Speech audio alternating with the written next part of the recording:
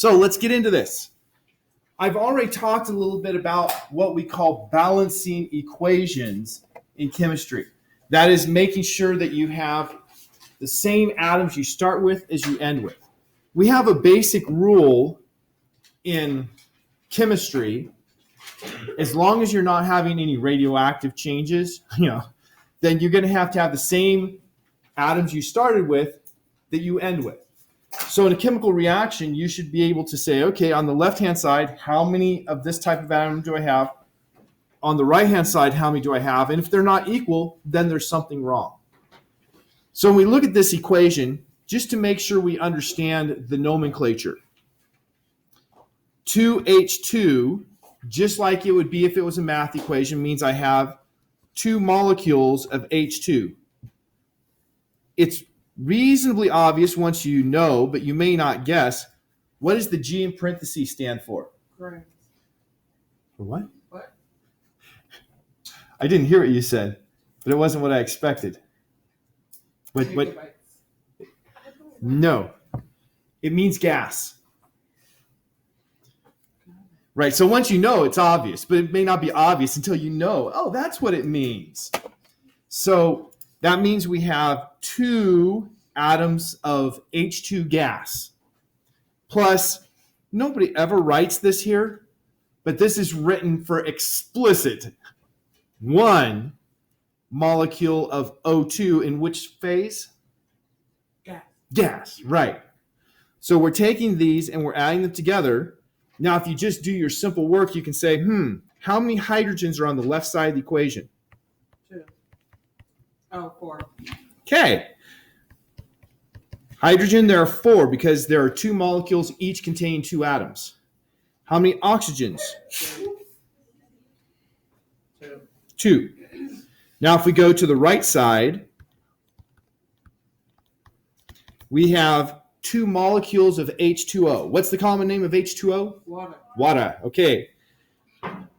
So if you count the hydrogens, we have 2 times 2, so 4. If we count the oxygens, 2 times 1 is 2.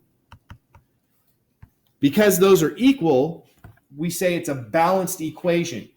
It doesn't mean that it's going to happen, but it means it could happen if you do the right thing, if you put in the energy or, have the right situation, it could occur. So that's what we talk about. That's what we mean when we say balance an equation. And I'm going to have a couple slides here to make sure you understand. Are any questions about the process I just went through? None from Brittany, that's for sure. So this is called the law of conservation of mass in our textbook. What does the word conservation mean in science? Something is conserved. Something is conserved, which means no change in it. There is no such thing as conservation of mass. We learned you had in the homework 2 problems that dealt with the change in mass when you make a different chemical. Remember the one with uranium you asked me about in class?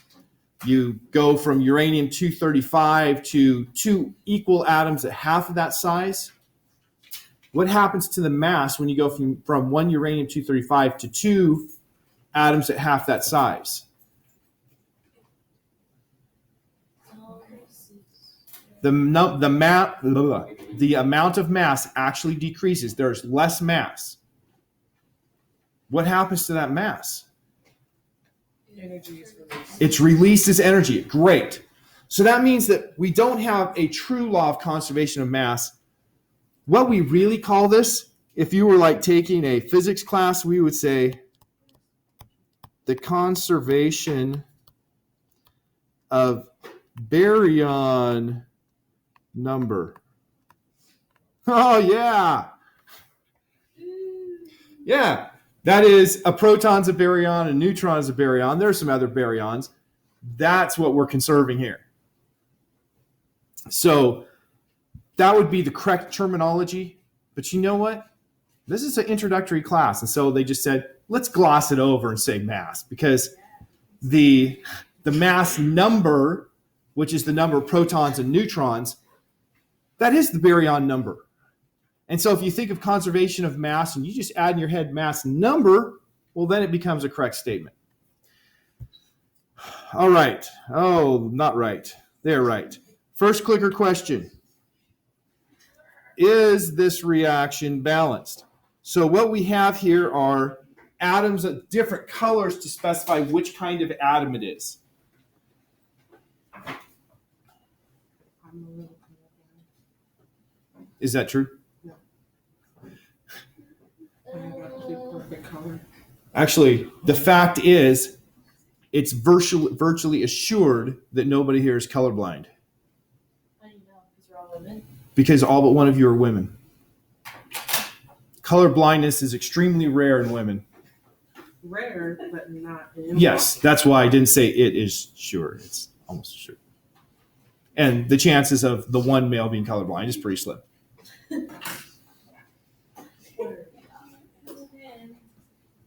It is a, sex-linked trait, I think it's what it's called. This is not a biology class. Is this reaction balanced? We have, there we go. Okay, we had 11 that said no and 3 that said yes. And we are going to have, please be someone who's here. Actually, if it's not, I'll just choose another card. Skyla. Okay, so I said no because if you look first at the blue ones, there's only 2 on the left side and there's 4 on the right side, so it's already not balanced. And then keep going. Well, that's enough. If it's not balanced, it's not balanced. You don't need to keep going. Perfect job. Now, here's the funny thing. These quiz questions are actually created by the textbook, and they said yes. I'm like, what are they, colorblind? Yes. There's 2 blues versus 4 blues. There's these red ones here that don't exist over there. Wait, the book said yes? Yeah, it said yes. I'm like, how do you come up with that? If, you are absolutely right and the book was absolutely wrong. Good work. Okay, follow-up question, now one that has the equation. Is the following chemical equation balanced? And notice there are 2 options for no and likewise 2 options for yes. So it's not just yes or no, it's the reason why as well.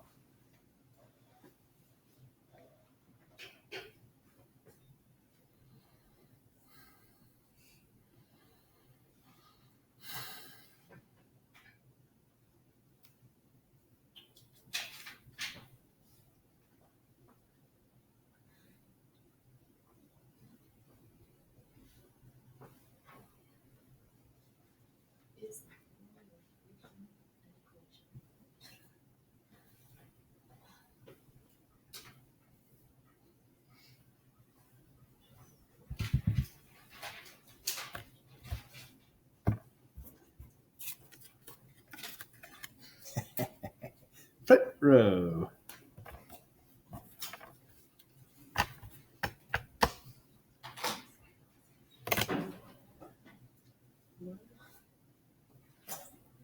Brittany, Brittany. And as soon as Brittany gives us an answer, she's going to talk to her best friend so she can explain it to us all. So discuss with your people around you, who may not be your best friends. I acknowledge that. Talk to the people around you to see what they answered and why. See if you can come to some agreements.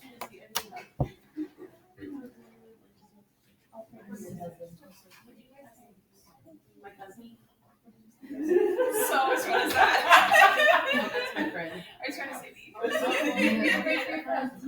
your cousin. I don't know what their cousin is.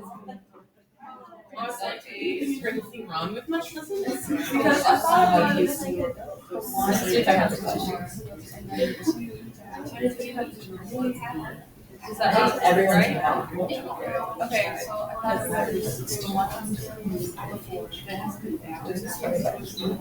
so 2 times 2 was before. It's like along the same atoms, but it's the coefficients add up. Carbon You would still have the same atoms. No, I think it's more. it's like the 1 times 4, it doesn't exceed 8. Is it 1? Well, the whole point of They're 2 separate. solving an equation is to balance it. And they solved it and it's balanced. So I would go, it would have to be yes.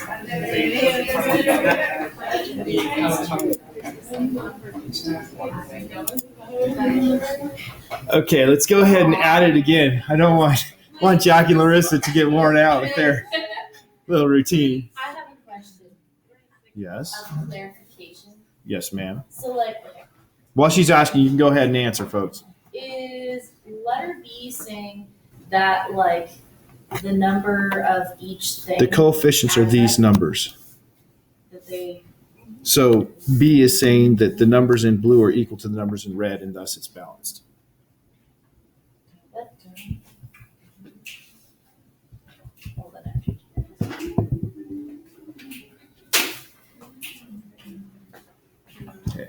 Raquel, Megan, and Casey. Well, it's not the same. I think it's Yeah, but because B is a trick. You trickster, you. Alrighty. So we're all in after some discussion. There was a lot of shift this time, and we ended up with 1, and 11. So, Brittany Simmons, who I saw explaining carefully, tell us about your answer. I chose D. Why? Times. Because when you look at the coefficients, that doesn't really mean anything because the coefficients tell you just how many of each molecule you have. But when you look at the coefficients, they tell you how many of each atom you have. And for example, you have 1 carbon on the left side, and you have 4 hydrogens because it's a hydrogen 4. And you have 4 oxygens because you have 2 O2s. And then when you go to the other side, you simply just count them up, the elements, and it doesn't matter if they change. So you have 4 hydrogens and 4 oxygens and 1 carbon. Still on the right side, so it's balanced. It just may not be the same. Okay, that's perfect. I love it when students give me perfect answers. Tiffany has a question. But if you had all of the same, like, okay, so letter D says because all the same atoms appear. Mhm. So if you had all the same letters, but the numbers were different, it wouldn't be a balanced equation. You're correct. Thankfully I can just point to somebody else. What they meant by the same atoms is you have the same elements in the same numbers. Right? If they meant it the way that you were, I think, suggesting, they would have said the same elements instead of the same atoms. But I can certainly see that ambiguity. So going through what Brittany explained to us, you have 1 times 4 hydrogens on the left side. You have 2 times 2 hydrogens on the right side. Turns out 1 times 4 is equal to 2 times 2. You have 1 carbon and 1 carbon. Balances. And then 2 times 2 is 4 oxygen. 2 times 1 plus 2 times 1 adds up again. So you have to go through and take those. You don't have to have the same number of molecules on both sides. That's what B was saying. You have the same number of molecules on both sides. That doesn't matter. You could take, well, we'll see the equation that forms water. Let's just balance the equation that forms water. If we have H2 plus O2 yields H2O, how are we going to balance this, right? We need the number of molecules to make it balanced. How would you start? Because it's a lot harder to start and balance it than it is to just check and see if it's balanced.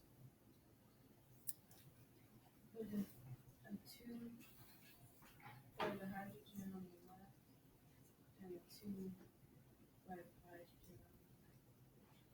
Okay, that is correct. But what was your reasoning for it? How'd you come to that? Just wanted to make numbers equal. And that's what you wanted to do. But I want people to develop a way to think about this so that they have a starting point. And the way I think about this is I say, okay, there's only one oxygen on this side. And there are two O2s there. So the number here is going to have to be 2 times the number there. So let's call this X. Then this is going to have to be 2X, right? Because the oxygen only appears those 2 places. And to make it balanced, that has to be true. And then I say, okay, so if I have 2X H2s, how many H2s do I have on the other side? Well, clearly it's going to have to be 2X as well. Well, now I can just cancel out the X's because I have the same X everywhere. And it's exactly what you saw by looking at it and just reasoning through. Now, why did I go through a second time when you did it right the first time? To make sure that you have a strategy for doing it. Because if you have something that has like 5 things on one side and 3 on the other, it can be really tough. And you have to have a starting point and start looking, okay, at the ratio. This to this has to be this ratio. This to this has to be this ratio. And you might have had, it was 2 to 1 and 3 to 1. And then you say, okay, well, if it's 2 to 1 and 3 to 1, how do the numbers come out? I think we're done with the balancing part. Well, okay. Chemists need a mathematical way to do what we just did. Hey, and we just did it.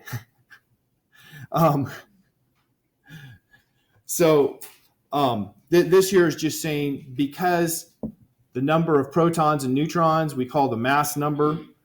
Another thing that you can check is to make sure that the total mass on the reactant side and on the product side is the same. That works, but you know what? It's not perfect. You can have something like 44 atomic mass units. There's a number of ways to get 44, and just because you get to 44 doesn't mean it's the correct equation. So I'm not going to spend time on that one and go straight to the next topic, reaction rate. The reaction rate is how quickly the reaction goes. Now, in your experiments yesterday, when you, for instance, put the phenolphthalein in, remember you put the phenolphthalein in and one of your samples turned pink. Only one because you didn't have baking soda. Hey! Got that right. So it turned pink. How quickly did that occur? Right away. Right away. It was a quick reaction, right? Some reactions are slow. Now, something you may have noticed, it turned pink on the top right away. Why didn't the whole thing turn pink right away? Because that would make sense. Well then, as long as we know it was, Because it had to seep into the last time. it had to diffuse through. Now, if we have air, the air will diffuse very quickly. In the liquid, it didn't diffuse as quickly, and you could see, it moving in and the reaction occurring as it moved in. So that was the speed at which the molecules were moving that made it so it didn't all turn pink at once. But where you had the molecules, the reaction was quick. So you have multiple things that can affect the rate. How quickly the molecules are moving to get to touching each other so they can react. How quick the reaction actually occurs when they come together. Yeah. It's not affected by like how much of the substance there is, right? Well, if you have one molecule of this, you're not going to have a quick reaction. You're going to have one reaction that you won't even notice. So you have to have enough of the substance there for you to have a measurable amount. So it does depend on the substance. If I have more, I'll have more of this material making contact with this material, and hence we'll have a fast reaction because I have more interactions between the right molecules per second. So it does, in fact, we're going to go through and we're going to have things that affect, we have it right there. I forgot. The textbook gives me like 4 slides. The first one says reaction rate, the speed with which products form from the reactants. Second slide adds affected by. The third slide adds concentration. Fourth one says temperature. Fifth one catalyst, and then the sixth one puts the premise. Is the concentration how much, or what is? Yes, the concentration is how much. So I just asked. Yeah. So Concentration, we had that in the lab yesterday in my pre-lab lecture part of the lab. The concentration was the amount of the solute divided by the amount of solution. So if the concentration is low, you have a small amount of the solute. If the concentration is high, you have a high amount of the solute. And the more concentrated, the quicker it will go, just because you'll have interactions occurring more often. Temperature. What is temperature really measuring? Okay, the average kinetic energy of the molecules. Or to put it another way, it's measuring how fast the molecules are moving. If the molecules are moving faster, they're going to hit each other more often. And so that's why temperature generally makes a difference. They're hitting each other more often. There's a second piece to that. If they're moving quickly, they have more energy, and that energy can be absorbed to help make the reaction occur. Because most reactions have to overcome an energy barrier before they'll go. And if it's going faster, if it's hotter, it has more energy that it can use to overcome the energy barrier. And then the final one is catalysts. Catalysts are things that make a reaction happen requiring less energy to get it started. And there's some good pictures to illustrate the catalysts. This picture here is first to illustrate how concentration affects things. If you have a low concentration, you're just not going to have that many collisions. You know, let us say that we have 2 Velcro balls and we have this entire classroom emptied out and we just toss the Velcro balls. The average time between when we toss them and when they stick together is going to be really long because the chances of them hitting each other is pretty small. But if instead we have a couple hundred Velcro balls and we throw them out here, we're going to have all kinds of interactions where they stick together because there's so many of them, they hit each other a lot. That's the concentration effect. Then we have the temperature effect. If they have higher temperature, they're going to be hitting each other quicker because it takes less time to move together. That makes them go faster. Plus you have the energy. There is a side effect that you can also have them bounce off each other. Now to the catalyst and that energy barrier. This graph here shows energy on the vertical axis, and the horizontal axis is how far the reaction has progressed.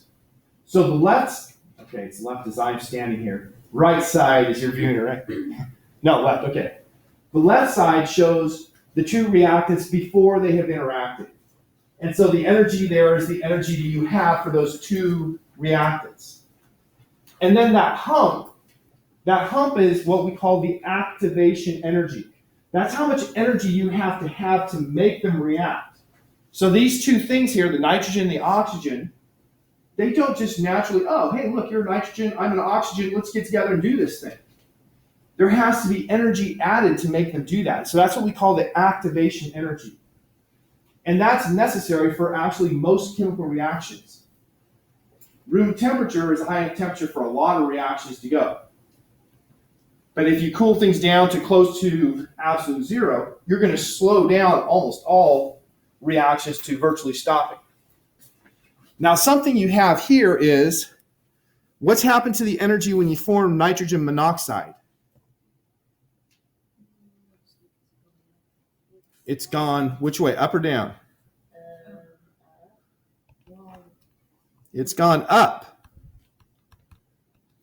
So that means you had to have a net put energy in to create nitrogen monoxide compared to having the nitrogen gas and the oxygen gas. So in the atmosphere, we don't have a lot of nitrogen monoxide because that's a higher energy level. It's more energy having 2 molecules of nitrogen monoxide than having a molecule of nitrogen and a molecule of oxygen. So nature's going to naturally try to go to the lower energy state, so that's not naturally going to be occurring. How do you make it occur? You do things like put a lot of energy in. Putting that energy in then will break the nitrogen and oxygen apart. So that's what's causing that big hump, is the energy necessary to break nitrogen and oxygen apart. And then if you broke the nitrogen and oxygen apart and the nitrogen and oxygen come together, they'll say essentially, okay, so you're not my perfect partner, but you're better than no one. And they form a bond. So if a nitrogen meets another nitrogen, it will attach to that other nitrogen instead of the oxygen because it's lower energy. But if all it finds is the oxygen when it's in need of a partner, it'll take that oxygen. So that's how we create nitrogen monoxide. Where do we commonly create nitrogen monoxide in our lives? In our breaths. Heart. You guys are great. In our automobiles. Oh yeah. That's one of the pollutants in the gasoline that we burn. And I actually didn't include the picture, but the catalytic converter, almost all cars these days have catalytic converter. That catalytic converter is using this word catalyst for the catalytic part. Cadillac. No, not Cadillac. What the catalytic converter has in it is catalysts. Things that you can put in to make it so it has a smaller energy barrier. So if you put a catalyst in, so this is showing a different reaction. This is changing from ozone to oxygen. Notice you have to put an activation energy in for breaking the ozone apart. But if you put the right catalyst in there, the catalyst here being chlorine gas, it doesn't take as much energy to break the ozone apart. Thus, the reaction can occur much more easily.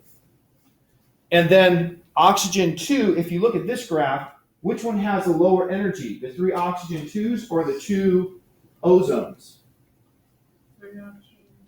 The 3 oxygen 2s has the lower energy, so that's the preferred way for the reaction to go. Questions? Okay, so when you're adding a catalyst to whatever, how come when the resulting molecules come out, those catalysts aren't part of it?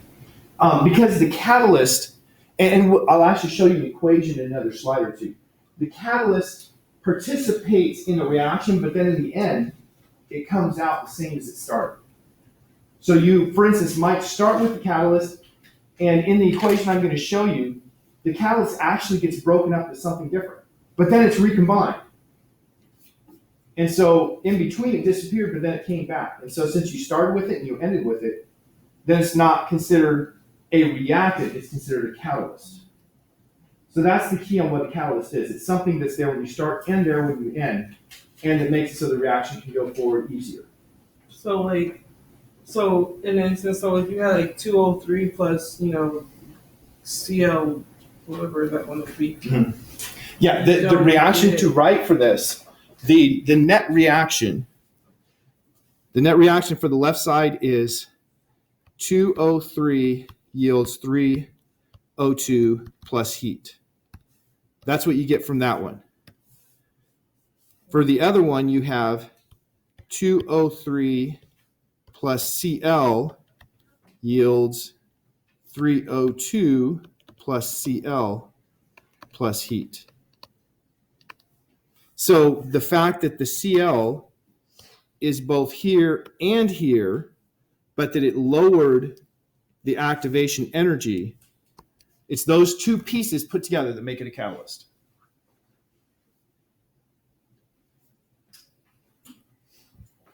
Notice if we take out the catalyst, the two reactions look the same. The only difference is this one here is easier to start. Now let's get on to an environmental topic. You guys have heard about hole in the ozone layer, right? Right? Yes. Yes, thank you. So a hole in the ozone layer sounds really scary. And it kind of is, okay? I'm not minimizing it in any way. But what is the ozone layer? Okay, it's a layer in the atmosphere where we have ozone, where we have these rings. Ozone is actually an interesting molecule. It looks like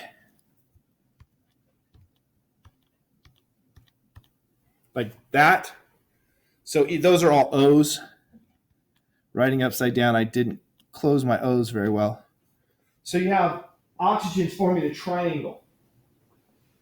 And what's important about the ozone layer is the ozone layer will absorb ultraviolet light. The energy from the ultraviolet light will break the bonds. And what do you suppose it's going to produce then? Oxygen. O2. So the ozone up there absorbs ultraviolet light and then produces O2.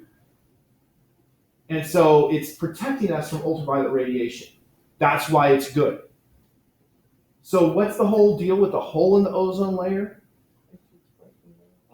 If we have chlorofluorocarbons, that's things that have chlorine and fluorine attached to carbon atoms, those will catalyze the reaction. They'll make it so it takes a lot less energy to make it occur.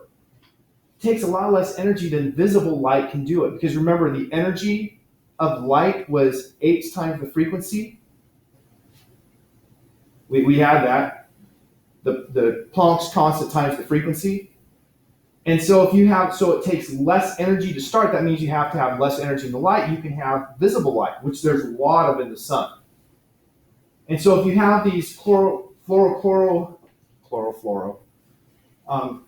carbons, they will make it so the visible light can break down the ozone, not just the ultraviolet light. And so you have a lot more of the ozone broken down until you have no more ozone, meaning no more protection from the ultraviolet light. And so then a lot more ultraviolet light comes through. Now, of course, when do you get more direct sunlight, the winter or the summer? Really? It's hotter in the winter. Yes. Heat does not mean Sunlight is heat. And that Sunlight heat, is if you're radiation. receiving more heat, yes, which is a form of heat. which is not direct. It is direct heat. So when you have more sunlight, you have more heating and the temperature gets hotter. So if we go back to this question, when do we get more sunlight? Summer. Summer, excellent. So the summertime is when you worry about the hole in the ozone layer, because you're getting more solar radiation, you're having more ozone being broken down, and hence you're more likely to form the hole. During the winter, it actually heals up, and during the summer, it forms again. And the hole in the ozone layer generally is down in the southern hemisphere when it forms. But we have restricted the refrigerants that we use because those are the kind of gases that will catalyze that. And so I don't think that we're forming a yearly hole in the ozone layer anymore because we have changed the gases we're using, so we're not putting that catalyst up into the atmosphere. Hooray, right? Hooray. Okay. Okay, yet another balancing question. Carefully examine the following reaction sequence of the catalytic formation of ozone. So this is showing how ozone is formed. And then identify what's the catalyst. So in answering Brittany's question, I went through quite a bit of this. You should be able to nail it. But first you're going to have to answer.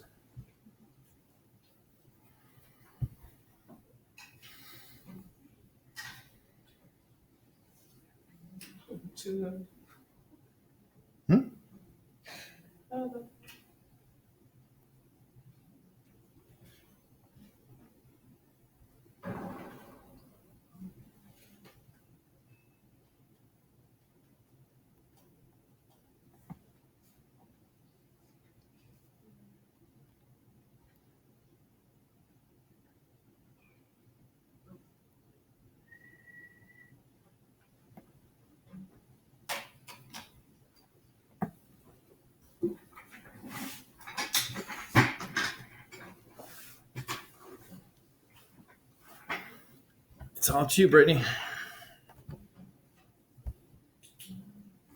I don't know about the rest of you, but I just went through half of the Here I Am, the one that you love song after I said it's all up to you, because, you know, all of... Anybody know the lyrics to that song? What? Nope. Do you know the lyrics? Yes. It's all up to you, all up to you. Here I am, the one that you love. Yeah. I changed my answer after and I want to change it back. Okay, so we had 9 people that said nitrogen monoxide. Let's go straight to Maggie. I know you've been sick, so this is putting you a little more on the spot than most people. Nitrogen monoxide was the common answer. Which one did you choose? I choose B, nitrogen monoxide. And what was your reasoning? I Yes. When in doubt, well, you were right. The majority here was right. Somebody want to help out? Why is B correct?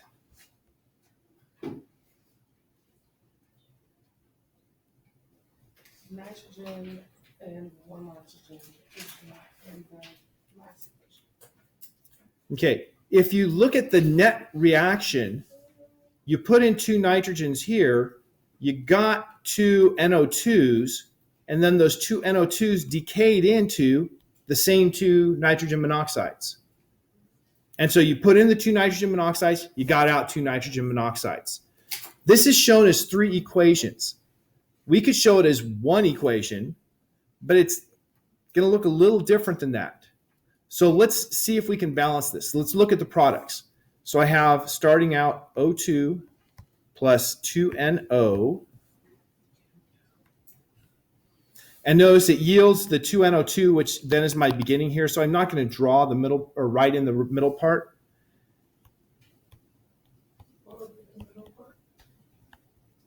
That is, I'm not putting in the part that has the 2 circled things, because this appeared and then disappeared. The 2 NO2s broke down, is what we would say. So this is not the entire reaction, it's part of the reaction. So the net result of these 2 that is a catalyst. And so I could write this as I started writing a Q. O2 yields 2O, and I have down here 2NO for a catalyst.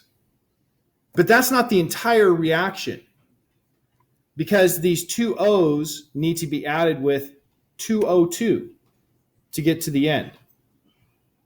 So if I have 2 O's and 2O2, I'm going to have plus 2O2 that I put on both sides.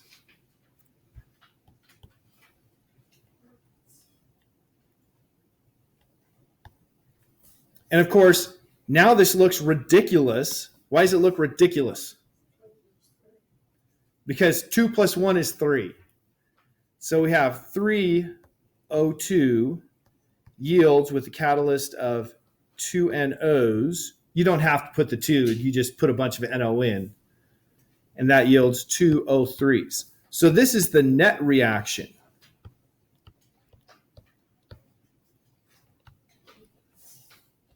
This here was the complete set of steps necessary to make it occur.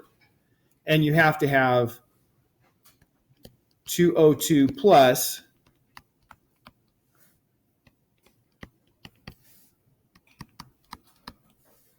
and now each line is complete. The 2O2 plus on both sides in the first 2 lines didn't affect anything. That's why it wasn't shown. But the bottom line has that plus 2O2 with it. See the point of the catalyst and how to identify it? Okay, Brittany, who is the one who is responding to me, said no. The point of the catalyst is to make it so the reaction can occur with less activation energy, so it's easier to get the reaction going. And so as we saw in this sequence, the 2NO allowed us to easily separate the O2 into 2 separate oxygen atoms. So the point of the catalyst in this case was to separate an O2 into 2 O's with less energy required. And then when you have those 2 oxygens and an O2, the O2s glom onto another oxygen to form the ozone.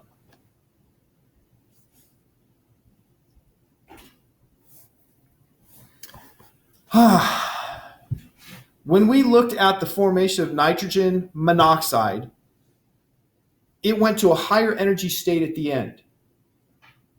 That doesn't occur naturally. You have to put in energy to make it go to higher energy state. That's kind of like saying, I have this stopper here. The stopper is not going to get to the top of my head unless there's something that puts energy in to raise it up there. In such a case, we call that an endothermic reaction, where you have to put in energy to make the final product. So the production of, okay, now yes.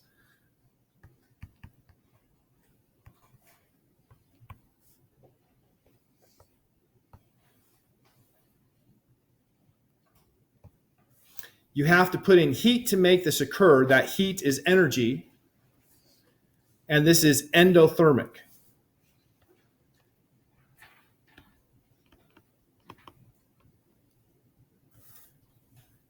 Now, other reactions, like the reaction we saw, well, let me just go back because this reaction here of the ozone breaking down to oxygen, because the energy goes down as a result of that, that's an exothermic. Exo, coming out. So exothermic is where your reactants produce the products plus energy. Which one of these would make a good bomb? Something that's endothermic or something that's exothermic?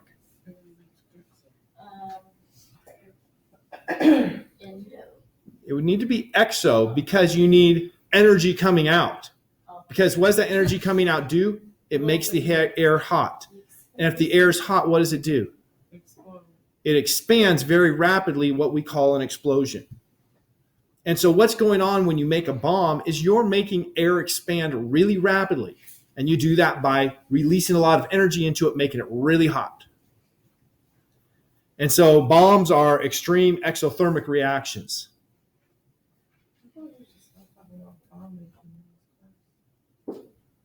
We're not. But if you wanted to make one, I said we should stop talking about bombs. I know, and I was being funny. What sets the difference between endothermic and exothermic? It's how strong the bonds are. If I go from something with a weak bond strength, so if I look here for something weak, single nitrogen bonds are pretty weak. Even weaker are single oxygen bonds. So if I take nitrogen and oxygen, and if I can find a way to combine these things so that I form triple nitrogen bonds and maybe double oxygen bonds, these bonds are much stronger, right? These triple nitrogen bonds are what?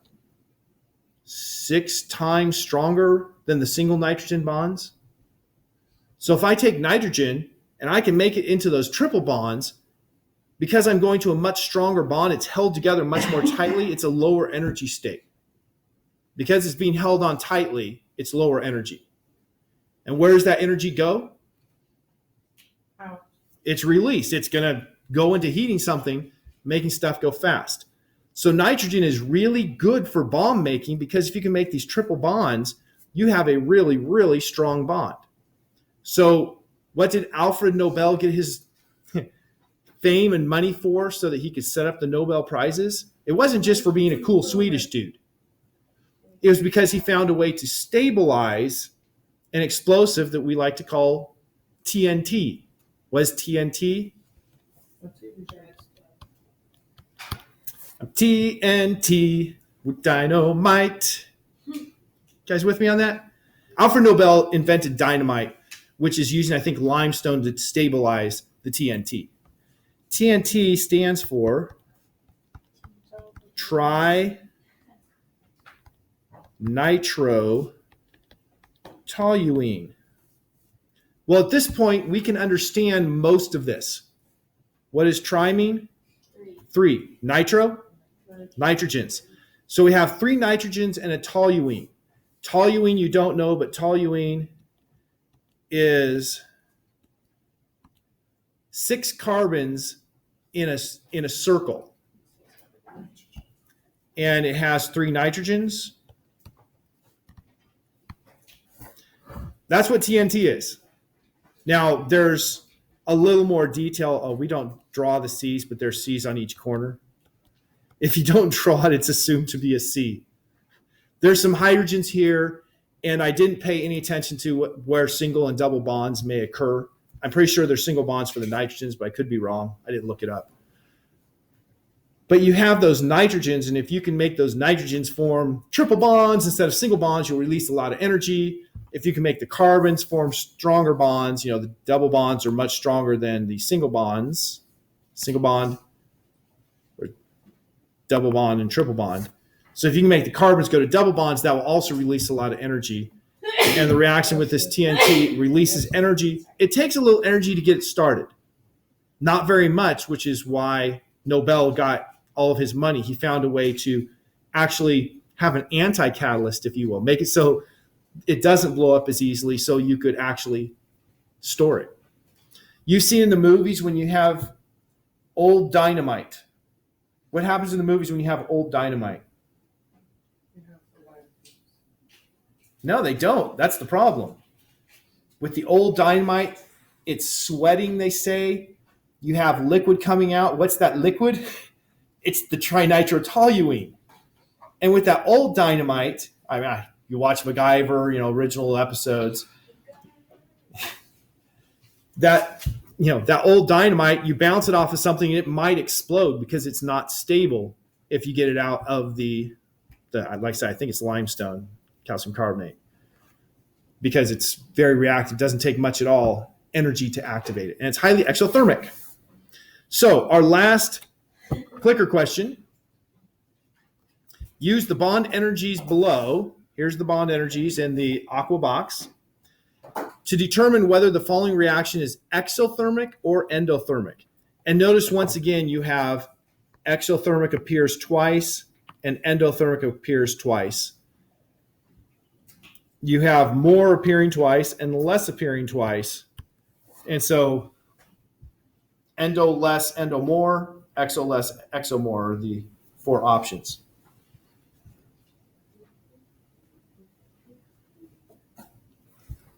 Oh, yes, and there's also released, released, absorbed, absorbed.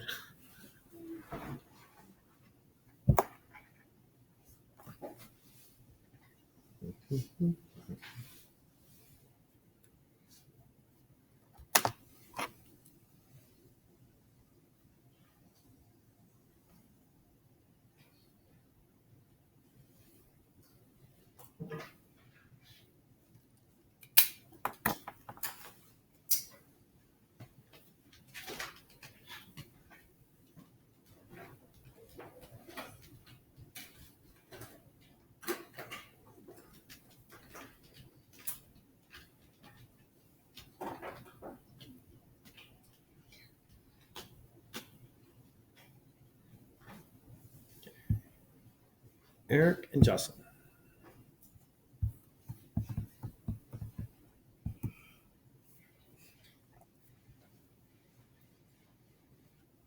Go, Eric. It's your birthday. All right. We did not have a good agreement here. Because of time, we're not going to sit back and discuss it. Instead, I'm going to go to the next slide with the explanation. You have 436 kilojoules per mole of H2, right there. You have 243 kilojoules per mole in the Cl2. Then you're going to make 2 atoms of HCl. So you're going to have 2 times 431 on the product side. So if you add the 2 bond energies you started with, it comes to a total of 679 kilojoules per mole. So remember, a mole is 6.022 times 10 to the 23rd molecules. On the product side, you have 862 kilojoules per mole. So that means to break the hydrogen bonds, you had to add in the hydrogen and chlorine, you had to add in 679 kilojoules. But then in forming the 2 HCl bonds, it released 862. Did it release more or less than it absorbed? It released more. It released 183 kilojoules per mole. If you drew one of those reaction rate graphs that has energy on this side, you would have had something that went like this. The energy from here to here is the 679 kilojoules per mole. And then from there to there is 862 kilojoules per mole. So the net difference here is the 183 kilojoules per mole. All right, have a great vacation.